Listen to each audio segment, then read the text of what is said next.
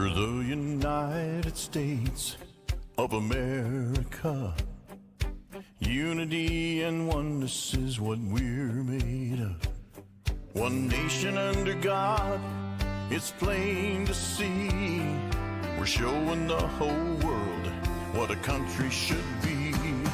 United we stand in America, hand in hand in America.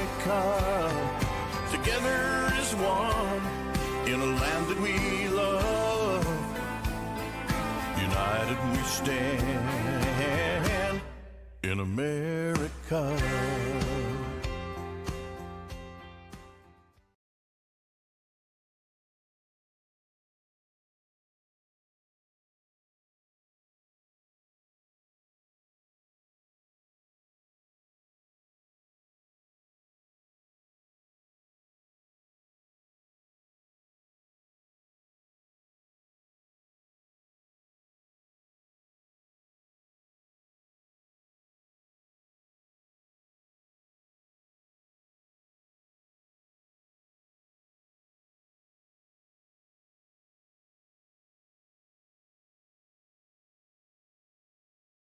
Here and you're going to be a worker at the polling stations, you've got to take a class.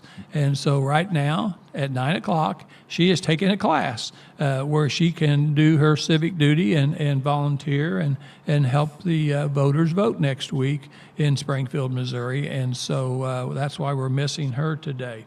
But we've got Ken Coleman. Ken, how are you doing? Good morning, Lynn. I'm doing great. It's a beautiful day in the Ozarks. I tell you what, Ken and I go back a long ways. We've known each other for a long time, and I'm going to share a little bit about Ken, and then we're going to just delve into, I think this is going to be a very interesting, important show. And he has written a book called Focus on the Five. Focus on the Five. And it's about the 5%ers, the population in this world that are 5%ers. They are the ones that Ken's going to explain what they do and how important they are. Obviously, everybody is important in the scheme of things. God has created every individual uniquely. I always think of it like snowflakes. I love to see the snow come down, especially the great big flakes, how pretty they are. But if you could put them under a microscope, they're all different, aren't they? They are. They're and God has... They're all beautiful. Yeah, they're all beautiful. They all have purpose, and God creates them, and he also creates us. So he creates all people, and they're all uniquely different. That's amazing how...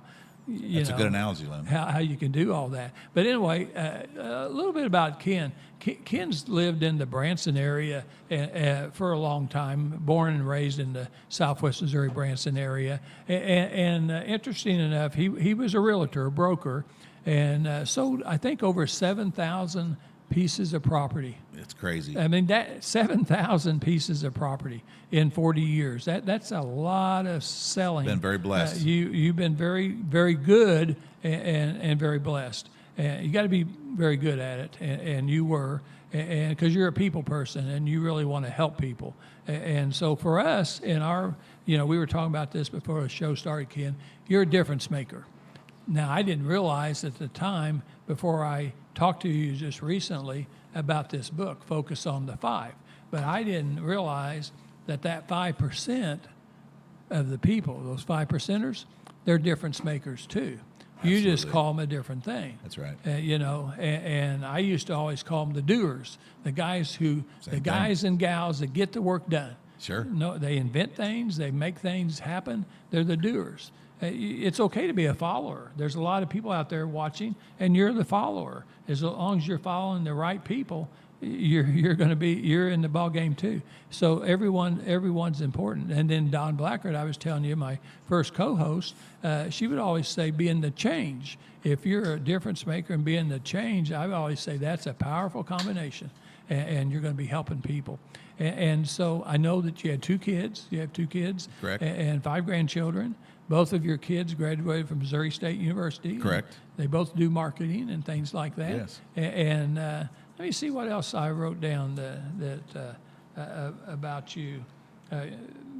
You're still developing and working on plans and things like that. We're not going to get into a lot of that today, but I mean, I will just tell the audience, Ken is one of these guys that envisions and comes up with just almost unimaginable things that can happen that makes the world better, makes people better. And he's got some ideas right now that we're working on through the county, as me with presiding commissioner, and other areas down Branson, Springfield, Ozark, that area, Sparta, that area that is just going to transcend the whole area into a new area. And I'm excited to see all that happen. I know it'll take time, but I think it's going to be wonderful. But now you've got this group, and then a little bit about this book. So the proceeds of this book, what does it go to? It goes to entrepreneurship. It supports entrepreneurs and entrepreneurial ideas. I believe that entrepreneurs, by their nature, need a platform, a place to be able to get help and get started, whether it's getting a new patent or getting advice or whatever. So the motivation is, that's what makes our world great. It's entrepreneurs. Okay, and so it's not, you're not making the money. No. And so you're helping other people, and just like you and others, that to live their dream and to make dreams and then make it happen, make reality, make things happen, hire other people, start businesses, do things. And you've got another book getting ready to come out. It's a sequel to that book. That book's been such a good seller, and I really didn't know. I mean, just an old dumb hillbilly that wrote down some thoughts and ideas that God asked me to write down. And when I did, I found out the response from it was overwhelming. So there needed to be a follow-up, because I really didn't deep dive into the explanation of the nature of the book. And so there's a sequel book coming out called Focus on the True Five. And will that money be same thing? Same thing. So yeah. See, never was about making the money. Yeah. I'm very blessed and been very fortunate over the years to be taken care of financially and be able to raise my family. And now it's about giving back. You and I are alike in many ways, and a lot of people that are 5%ers, because here's why. Yes, you have to make money. I had pharmacies. I had 26 pharmacies, and you have to make money. Okay. When you have a business that size, you've got a lot of expenses. You got payroll of 330 people. You got delivery cars. You got all kinds of things that you have to have money for. However, I never based my life on how much money I was going to make. In fact, I always enjoyed helping other people. So Janet and I are very generous about donating to good causes and to help people and stuff like that. Well, Lynn, you're a true five. Well, so you lived that life. And you are too. And that's why you wrote the book, because I know that you made a lot of money selling real estate. Sure. However, there's a lot of things that you have done that you didn't worry about the money. You did it for the right reason. The nature of a five, they don't do things in life because of money. Most people think that. The Elon Musk of the world, a lot of people, their perception is that Elon Musk is who he is because he's motivated by money. Well, the reality is nothing could be much further from the truth. What money does is allows him to do the things that he wants to do, that he feels compelled to do. And you've done the same thing. I mean, think of all the jobs you've created over the years with Family Pharmacy. And I mean, it's just, that was huge. And I know your heart, I know that by your nature was far more important to you than money that you made. Well, and Ken, one of the things that just always amazed me, but this is how God works, is sometimes I would do something and it cost money to do it, but I wasn't going to make any money off of it, but I chose to do it. But then there was money that came back around to me. It's funny how that works, isn't it? And I'm thinking, wow. That's because we're in the people business. Yeah. And so that's amazing too. Yeah. So I wrote down, but I'm going to do that last if we have time. But because I wrote down notes on your book, I read a bunch of your book last night, and so I wrote down some comments. It's a pretty short read. It's only like 100 pages. Yeah, I wrote down what I thought was some important things I got out, but I want to talk about that today. But let's just kind of dive in. So. Kind of describe to the people again, what is a five? Well, fives are based off of the percentage of the population. Fives are born, I believe, it's in their DNA. Like some people are born to be tall. Some people are born to be a five. 5 being someone who is a risk taker, someone who pushes to accomplish great things in life.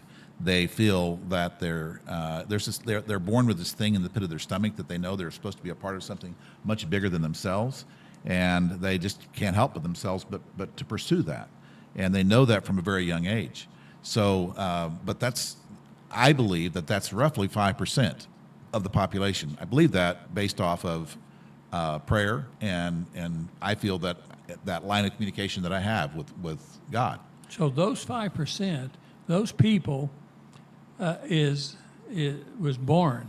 They were already born with. I think it was predetermined before they actually came out of the womb. I think they were born. It's just like some people are born to be tall, and you can't change that. Some people are born to be leaders, and that's really what we're talking about. That 5%.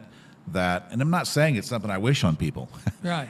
It's not easy to be a Lynn Morris. I mean, you've had a lot of responsibility in your life, right? And not everybody wants that. And I think God in His wisdom knew that there only need to be about 5% of 5s, because everybody doesn't want that responsibility. Right. But when you have it and it's who you are and you're embracing who you are. I mean, if you're born to be tall, embrace to be tall. Right. If you're born to be short, embrace to be short. It's just a word. You know, it's a frame of mind. Right. But really, the book and 5s are in life is about choices. And when you're looking at how you make your choices as a human being, you can choose to follow certain people. And so it's suggested that you might follow 5s that make good choices. And there's good 5s and there's bad 5s. Just because you're destined to be a leader doesn't mean that you're going to be a leader of good things. It's because it goes back to making choices. God in His wisdom said, well, guess what? I'm going to let you make your own choices. Right. You can choose to believe or choose not to believe. Right. And so I think that, but some people are just born to be leaders. They make decisions, Lynn, like that. They can look at something and go, well, we're going this way. I'll tell you a little story. I have a grandson who's in Scouts, and he was going on a hike this summer, and he was with about 20 other boys, and all of a sudden he took off through the woods, and the scout leader said, well, where are you going, Garrett? He said, why are you going down that path? He said, well, there's a path here. He said, no, there's not. He said, there's a lot of chiggers and ticks, and he said, you don't want to go down that path. And he said, no. He said, really? He said, I know there's a path here, and I just got to go down it. Because Garrett's one of those kids that if there's a red button that says don't push it, Garrett's got to push it just to find out, you know, what will that button do? That's the nature of a 5. A 5 is curious. A 5 is the pioneers. If you go into a library today and you pick up a book, guess what it's written about? They don't write about 95%ers. They write about 5%ers. And so I've always been fascinated by that. So the book was written really not necessarily for the 5s of the world. It was written for the 95s who need to understand what a 5 is. You know, when you're a minority and it's difficult to fit in, it's also difficult to be the person you're supposed to be in life, because 95% of the world's telling you, don't do that. Right. You know, don't take that risk. Don't take that. And so, you know, Garrett saw a path as he was hiking. And to him, it was a clear path. It was a path that led to something that he didn't know where. He was curious about it. And the reality is that is the nature of 5s in life. They just choose to do things differently than everybody else. When everybody else goes right, they go left. And everybody says, why do you do that? You do that just to spite everybody else? No. It's just in their DNA. It's just they're supposed to be the explorer. They're supposed to be that one that goes out and discovers. They know that inherently about themselves. So anyway, that's what the book's about. Yeah, I think that's interesting. So Ken, what other important traits? I mean, I know in your book you had a whole list of traits, but what would be some other important traits that a 5%er has? Well, 5%ers, and I dive into this deeper in the second book, but because you're born that way, I call it being born into a clan. There's 2 clans in the world when you're born, I believe, when it comes to making choices, by the nature of making choices. There's the conservative clan, and then there's the risk-taker clan. And it's about the 80-20 rule. About 80% are born conservative in their choice-making, and 20% are born as a risk-taker. I use the analogy of 20 kids out on a playground, and there's a little boy and a little girl, and they look at each other, and the little boy goes, are you thinking what I'm thinking? The little girl goes, yep. And so he turns back to the 18 kids, and he says, yeah, let me tell you what we're thinking. And seconds later, they all start yelling and saying, don't do that, don't do that. Well, the little girl climbed up a telephone pole, and she's at the top of that telephone pole that has a wire extending down off that telephone pole. She's throwing her sweater over the top of that wire. And the kids are yelling, "You're going to break your leg. This is going to happen, and that's going to happen," because they've been raised that way to believe that, because they're a conservative-minded group, and they're not risk takers. But that little girl's getting ready to slide down that wire, and she does it, and she sprains her ankle at the bottom of it with a smile on her face. Why does she have a smile on her face? Because it's her destiny. Right. She's okay with. She says, "You know what? Yes, there's consequences. Yes, but that's how I learn. That's how I grow. That's how I'm going to discover." And guess what's happening 2 weeks later? 4 or 5 other kids are sliding down the same pole. They're doing the same thing. They're doing the same thing. Well, I tell you what, that is interesting, and honestly, the more I hear what you say, and I enjoyed. We had a long visit a few weeks ago. We did. Enjoyed it. And it was a great visit. I learned a lot about you. I learned a lot about a 5%er, which I didn't know I was a 5%er. That's not what I would have called myself. But I just really. You're an extreme 5, Lynn. Well, you're what we call an extreme 5. But the leaders of today need to be recognized, need to be noticed. We need to, one of my passions is that when a child is born to be a true 5, a lot of teachers and parents don't understand and don't know and don't understand what to do with that kind of a child. They call them attention deficit kids. Yeah. And they give them medication for it because they think, well, no, you need to fit in, Right. And I use the analogy of, let's say in China, there's a husband and wife that are about 5 foot tall, and they have a child, and the doctor looks at them shortly after they're born and says, your child's going to be a big kid. They're going to grow to be 7 foot tall. And the parents their immediate thought is, oh my gosh, we want our child to be loved, and they live in a community that everybody's about 5 foot tall. So what are we going to do with this freak of a child? Well, we're going to have to try to get them to fit in. What's the wrong path to take with a 5? With a 5, you want to embrace who they are. You want to recognize who they are. They're the next leader. They are the next Elon Musk or the next Right. Lynn Morris. And so, if we'll embrace them as a teacher, as a pastor, as a coach, as a parent, if we'll take a look and say, okay, wow, this child is a disruptor for a reason. God made him that way. And if we'll just simply embrace that and learn to encourage it even within structure, yes. We all have to learn to live within the structure of the world because the 95%ers are the bulk of the people. So we have to fit the rules. But rule breakers, rule challengers are 5s, always. See, all things in the world, I believe that all things in the world, from this microphone to technology, anything that's created is created by a 5 first. Who else is going to take the risk who's even going to think and give themselves permission to move forward and try to create things? And the other interesting thing is that all things created by 5s are first purchased by 5s. It's called the early adopter. Right. So that same 5% of the population, if we simply understand that as a society, that there is that group. I mean, where does our NBA players come from? They don't come from short people. They come from tall people. So, we start jokingly, as a kid starts getting tall early in life, we start saying, well, you're going to be an NBA player. And the kid's thinking, what's an NBA player? Because they have no clue. Right. But what we're doing is we're brainwashing that child to be open-minded to the idea of being tall. It's the same principle. The interesting thing about 5s, though, Lynn, is they come in all sizes, shapes, and colors and creed. There is God's and his wisdom sprinkled them all over the world. And, it's interesting.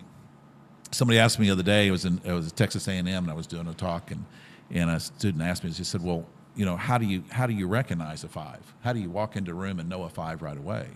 And I said, well, their mannerisms are different. Their passion's different.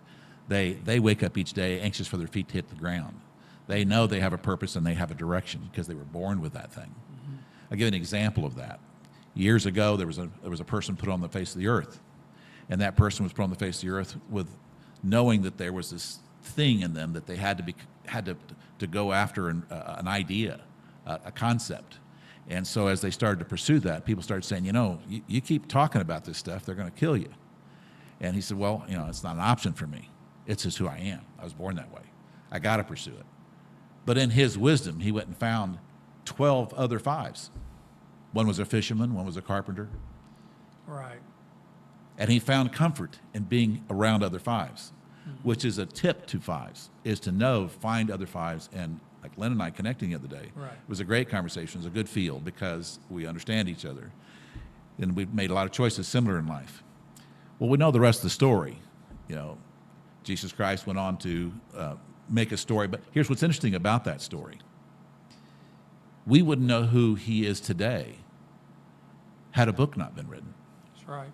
We wouldn't know the names of all those 12 men who all went after what they believed in with a passion. They did things that the rest of the world thought, who does that? Who pursues something on that level? But if you think about it, that is the blueprint, if you will, of how a five's supposed to live their life. We're born to do something greater than ourselves. And if we'll pursue that and we'll do it with a passion, then great things are going to happen. That we live the life we're supposed to live. And I believe you've done that, Lynn. I think you're doing that still, even with the show. I think that you're giving a platform for fives to be able to speak. Right. And giving them a voice, which Well, is Ken, great. I think one of the most important things that I talked to you the other day when we talked again today, I heard you say that, and I truly believe it. I believe that God created that 5% of the population of the world and created it before they were born, those traits, okay, to be a 5%er. I think that's really, really important, that belief right there. That belief. I'm going to hang my everything I believe in right there on that, because I think then I agree. All the other things that's going to come about that the 5%ers are going to do is just kind of the gravy on the biscuit, because I believe, and I have friends that have just done exceptional things for people and been very successful themselves. And when I look back at them, you know, they were that way when we were in school. When I went through school in Springfield, whether it be junior high school, college, whatever, I can now see that those people were that way back then. Sure. When we were in Boy Scouts and 6 of us became Eagle Scouts at the same time, growing up, some of them were doctors' kids and businessman's kids, and my family was just an average family. But I was in that group, and I think that I was already predestined to do that. Yeah, I don't think it was. But the interesting thing is, Lynn, some people are born to be a 5 and don't become the 5 they were born to be. And part of it's because of the influencers in their life that gives them permission or doesn't. Some become very confused because, you know, it's one thing to be born to be 7 foot tall, but when you have parents telling you you don't want to act like you're 7 foot tall, you want to act like you're 5 foot tall, that's very confusing. It creates a lot of problems. Here's some interesting facts about 5s. 5s have a highest divorce rate. Because they have a tendency to be difficult to live with by their nature. Think about it. If someone's always working and pursuing and chasing and going after and with this huge passion, it's not easy for a lot of people to live with that type of person. Number 2 is that they have a high suicide rate. And the reason they do is because they're being torn 2 different directions. They're being torn to the 95%ers way of thinking and saying you need to fit into society, you need to be accepted by society. And yet you're this person by your nature to stand out. I mean, who decides to build a group of pharmacies across, you know, the Midwest? That's not average. That's not normal, as most people would say. But it wasn't an option for you. You just pursued it. It was a vision that you had. It came to you, and you pursued it, and you went after it. It didn't really matter what other people thought. That's being true to being a 5. But what's interesting is some people who are 5 say, well, it matters to be loved. So it's one of the traits of being a 5. 5s need to be overwhelmingly loved. It's their nature. They are people persons. God built them that way. The other interesting thing about 5s is that they all have faith. You'll never meet a 5 that isn't born with faith. It's inherent in them. Just like athletes are born to be athletic, and they have that ability to, and some people say, well, why are the Olympics right now, you know, why are those particular people excelling at what they do? Well, it's because they were born that way. It was in their DNA. They've just accepted that and pursued it. It's the same principle with being a 5. Be true to who you are. If you're born to be a leader, then be the leader you're born to be. don't do what's politically correct. That's the worst thing to do as a 5. Right. That's what 95%ers do. Right. 5s, by their nature, need to get out of the back seat of the car and say, well, I'm looking at the analytics, and the analytics says to me, I need to, just sit back here and be good. So I'll fit in, and I'll be loved. But the nature of a 5 is not to do that. The nature of a 5 is to do the things that they were born to do, to be the leader. I tell you what, Ken, we're going to take a break, and when we get back, we're going to talk about, because you've been very successful, but you wrote this book, and now you've got another book coming out, and to follow up on what the first book said, and I'm going to want to know, for the listeners, I want people to know why was it important for you to write this book? But we're going to talk about our sponsors. We've got 2 really great sponsors, and these sponsors are certainly the 5%ers. They're the doers. They're the difference makers, and they've been my sponsors through my radio program for 7+ years, and they've also been my sponsor from the beginning on this show. And so the first one is Brad Pistow. He's located right in Ozark, Missouri. He's a certified fiduciary financial planner. And he's not just one of the best in Missouri, he is absolutely one of the best financial planners in the entire country. He's licensed in more than one state. But if he's not licensed in your state, because you're watching from another state today that he's not licensed in, he can help you. He goes all over the country to speak, just like you do. He's a contributor to Wall Street Journal. He's a contributor to USA Today financial section. He's written 2 books called Safe Money Matters, his #1 best-selling book on Amazon for retirement planning. His second book that came out last December was called Bulletproof, and again continues his philosophies on retirement planning. He's got plans where you will run out of life before you run out of money. That is the purpose of retirement planning. I would think it'd be really worrisome for people, especially who don't have faith, but just be a worry. If you were going to run out of money before you ran out of your life, that would be a serious thing. And so he's got plans where you won't do that. He's got plans where when the stock market was really having trouble over the last 2 or 3 years, it'd go way down, way up, just different things.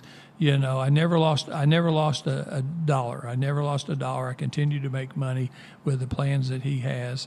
And so he doesn't charge for consulting.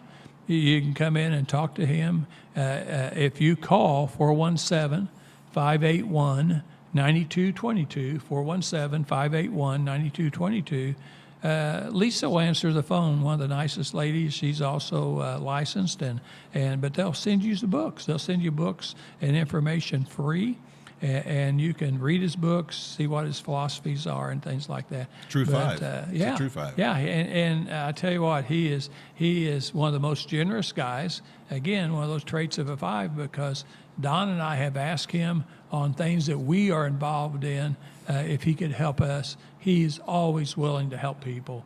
And so my family, a lot of my friends, a lot of people use Brad Pistow. And he's Trinity Insurance Financial Services right in Ozark, Missouri. Okay, the second sponsor is also a good friend of mine. I bought my last 2 cars, Grand Cherokee Summits, the top of the line in the Jeep line of cars, and I bought them from, now it's called Springfield Nissan, Springfield Kia. And they've been in business over 45 years, one of the longest family-owned businesses in the Springfield area. On South Campbell in Springfield, Missouri, they have all new cars, Nissans and Kias, but they can get you Jeeps and other cars. And then on the other side of Campbell Street, they have used cars. And most of their used cars are certified cars. And the difference, and we'll have our 2 sponsors in here in September. But the interesting thing about certified cars is that they're a little bit more expensive. They're not as expensive as a new car, but they certify them because they've got a 110-point inspection process that they go over that car. So when you drive down the road after you bought it, you're going to drive hundreds and thousands of miles without something going wrong because they've already checked it out for you and they've looked for everything that could possibly go wrong with that car, and gives you peace of mind for an expensive investment. It will help you. And then they've got this 72-hour guarantee where they'll deliver a car to your home, park it in your driveway. You put the wife in the front seat, kids in the back seat, put the dog back there in the back, and you take it for a spin. Just drive it around. And if you don't like that car, call them back up and they'll bring you another car. Not very many companies will allow you to take a car and drive it around to the grocery store or whatever. I bought cars from this company, and yeah. I can tell you that the greatest part about this company is their integrity. Yeah. The owners of this company they're the foundation of what made Southwest Missouri what it is today. Well, yeah, John Youngblood started it, and then John Whittaker is now the owner. He bought out John Youngblood. Two great guys, and both fives, by the way. yeah, they're both fives. They're both fives. Yeah, and so honestly, if you're in a market to buy a new car, used car, he'll explain to you about leases, all kinds of things. There's always different things for different people, and for a lot of the younger people, and probably you, Ken, not me, but a lot of people buy stuff online. You can actually never talk to a salesman. You can actually go online, do your trade-in, do everything online, and feel comfortable about it, and then they'll deliver that car to you. You never even have to go to the We lot. can certainly do it with this group because this Yeah. is a group that can be trusted. Yeah. And it's sometimes when you're doing things online, you think, well, I don't really have rapport with these people. Yeah. Well, you could with this group. Right. So I highly recommend these two guys. Let them know that Lynn Morris and Dr. Mary Byrne recommends them, and that and Ken Coleman recommends do. them, and that you guys heard it on our show. So that's good. So let's go back to our show now. So why was it important? Because you're successful. You didn't have to write this book, and you're not making any money on this book, but you just wanted to help people, right? Yes, there's a story behind it. I did real estate for 40 plus years in Southwest Missouri, and I was very blessed to be successful at it. I was creative. I was a visionary. I worked on a lot of different projects in the Branson, Missouri, Table Rock Lake area, and including building the first municipal, privately owned airport. I was chairman of the board of the Branson Airport, and everybody told us, well, you can't do that. It can't be done. It financially won't work, and so we did it. And we did it on a fraction of the cost of what it cost to build a And that's the traditional- only private airport in the country. That's municipal. That's correct. Yes, and Yeah. that's amazing because almost all the other airports are All of them. It's are- never been done before. Yeah. I like working on So- those things that's never been done before. Yeah. When they So- say you can't do it. So that's amazing, and it's still open today. And Still open. They got a new airlines getting ready to come in there, and they're getting ready to do some major changes. And they've had some growing pains as airports do. But Sure. when you think about it, great things come from private funding. Well, Jan and I have flown in and out of that airport, and we love that little airport. Well, it's you know what I think it did at the time? I think it made Springfield become competitive. And that was kind of a motivation for me, was to see the market. It's always good to have competition. It's Sure. never good to be the monopoly. Sure. It forced the prices of Springfield Airport to come down. And Springfield Airport's a great airport and a great amenity for the area. But it made them think outside the box and made them start figuring out ways to get more competitive. Yeah. So it's been a good thing for the Ozarks. I think the airport will continue to do better and better. I'll tell you what motivated me, though. I was literally I had been doing a talk down in Texas, and I was coming back to Missouri, and I pulled over the side of the road right at the Arkansas-Missouri line, or Arkansas-Texas line, and there's a river called the Red River. And I got out of the car, and I was at a point in my life where I thought, I'm changing my direction in life. I don't want to do real estate anymore. I want to serve God. I want to do the right things and I didn't want to do it my way anymore. I wanted to do it His way. And so as I walked along that riverbank, Lynn, and I laid down in some grass, and I looked up through the trees. It was January 28th, never will forget it. It was a warm day in January. And I said, God, I really want to have a conversation with you. I know people say they have conversations with you, but I've never actually had a conversation with you. I pray, but I don't necessarily get the conversation back. I did on that day, and I don't want to get emotional about it, but it was a profound moment for me in my life.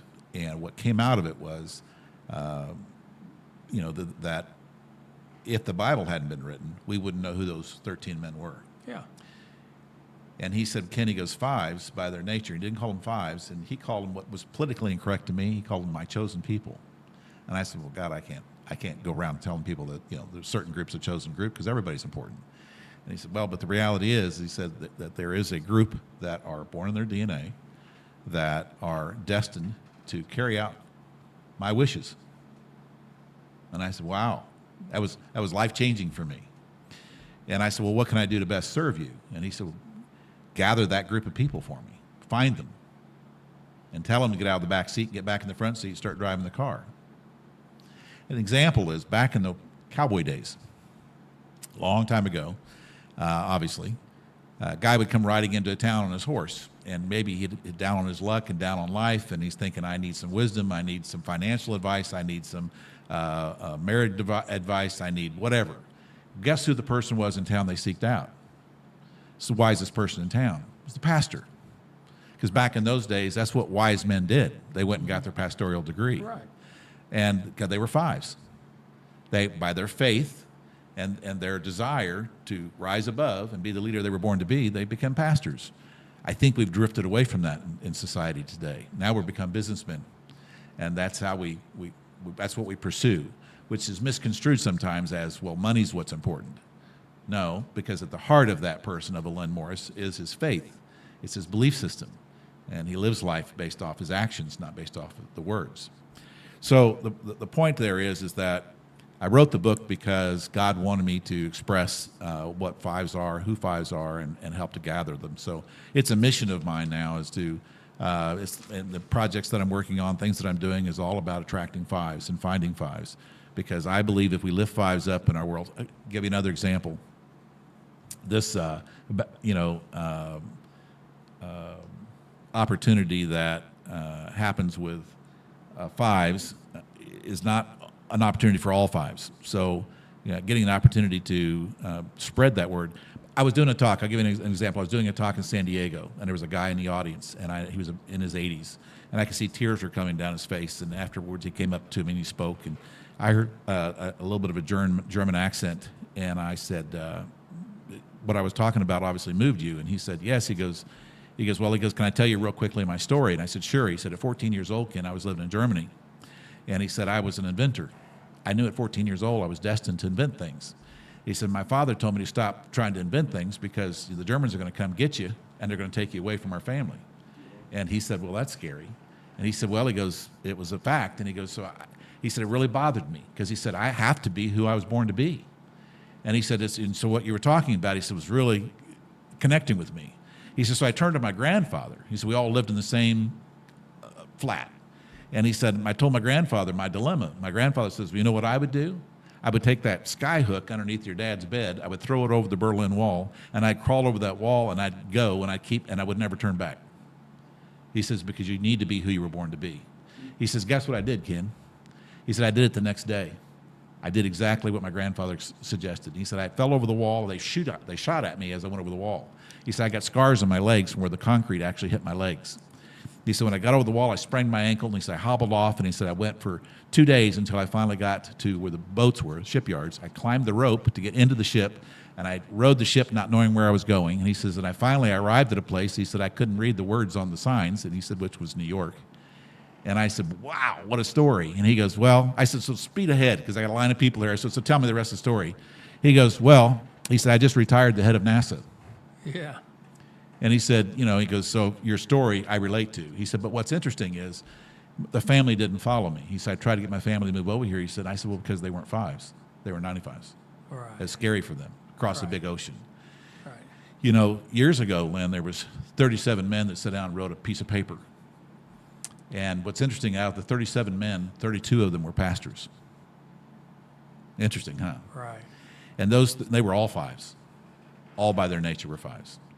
And they wrote that piece of paper because they wanted to create a land that fives, they didn't call them fives then, they were their men like themselves and women like themselves. They said, we need to create a place, a land that they can come and feel safe to become and grow to be the five they were born to be. That thing that God put in the pit of their stomach, that let's let it come to fruition. And that's called America today. That's what freedom's really about. It's not just freedom for, I mean, think about it. Who gets on a ship and comes across the perfectly, leaves dry land and comes all the way across it to a country? It's fives. Our country is founded on fives. Right. And that's what makes our country unique today. We have to reinvest in that.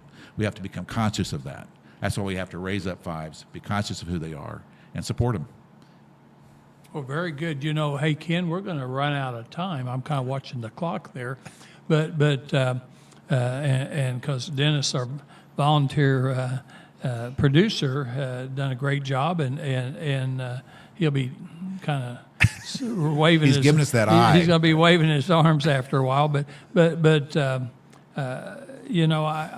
think that it's probably time. How would people get a hold of you if they want to ask you a question? Can they email you or something? Sure. I mean, there's people in all 50 states that have seen this show today.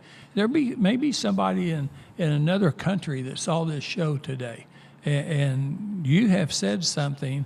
Maybe I said something, but certainly you have said something that would pique their interest, that would get them motivated, get them going to be the true five that they're supposed to be. Love to hear from them. And how do they do it? We go to kencolemanlive.com. That's a website that I have. kencolemanlive.com. And it will tell you about what's going on in my life and what I'm doing, where I'm speaking at next. You can also, on Facebook, we have a group called Focus on the Five. Focus on the Five. It's the number five, not the word five. Focus Okay. on the number five. And you can go to the Facebook group, and it's all full of fives, so you can actually converse with other fives. Could they belong to that group? Absolutely, just join it. Just go on there and join Okay, it. And so- we post a lot of things that are five related. That fives love shiny objects. It's kind of like squirrel. Yeah. They have a tendency to Yeah. because it's just the nature of they're drawn to that. So anyway, that site, we'd welcome you to come to that site. You can get the book on Amazon. It's easy to get, or you can go to kencolemanlive.com. And also my email address is kencolemanlive@gmail.com. So pretty easy to understand and remember. Sure. Well, I would tell you, I hope people had that pencil and paper out, because that's really good. And if for some reason you don't get it, you can contact us here at Acts Ministry, and I'll give you that information once I find out that you want it. But hopefully you'll do that. And this whole show, Ken and I have been talking about it before the show started, is we created this show.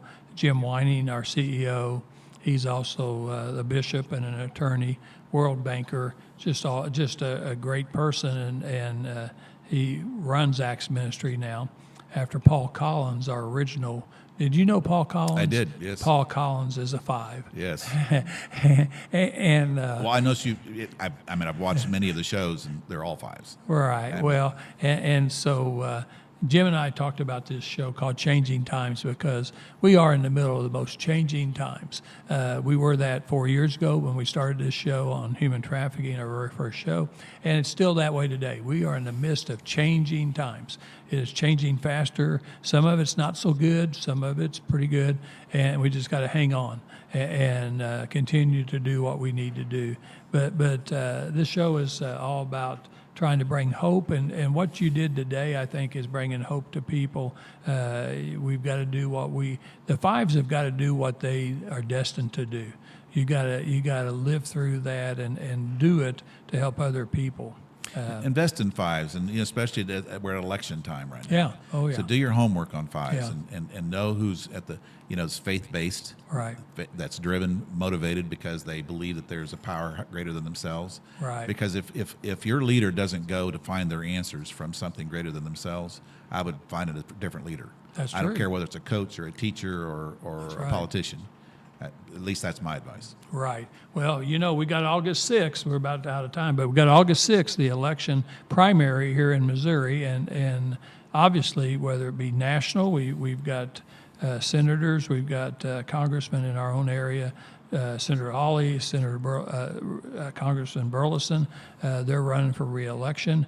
We have statewide offices, governor, lieutenant governor, all of them, Secretary of State, Attorney General. Seems like everybody's treasurer, everybody's up for re-election, and we have all that going on. And then some of the most important things are our county and local races. Absolutely. That's where we have, us citizens, have the most influence because we can talk to those people every day. Okay, we can talk to those people, and sometimes I feel like we don't have much contact with the federal people, but the local people you can. So get out there and vote. Study the issues, study the people, and then vote. I think it's a shame that we don't have more people vote than we have. Sample ballots at KSGF. Oh, yeah, sample ballot, KSGF, one of the important radio stations here in Springfield, Missouri. That sample ballot was provided and paid for by Brad Pistow. There again, I didn't know that. Dennis is telling me that. And see, he's spending his money to help other people what fives do. find out who's running. Because I have people calling me up all the time going, well, who's running for commissioner? Who's running for this? And so it's kind of late now. We only got a week left to go, less than a week, and you need to absolutely know who's running for each office, and you need to know a little bit about them, too. Somebody asked me yesterday, they said, well, Ken, who do you vote for? And I said, well, find a 5 in your life that you respect and you honor. Yeah. And ask them who they're voting for. If you don't have another, if you haven't got the time to do their homework and do your research, go to somebody that you look up to and you respect and ask them who they're voting for. And I said, just write down those names and vote for those people, because I said you'll make a good vote. I'll promise you. Yeah. I had 3 or 4 people call me yesterday. I know they'll continue to call me. I try not to endorse people. Being in office myself, I try not to endorse people in primaries.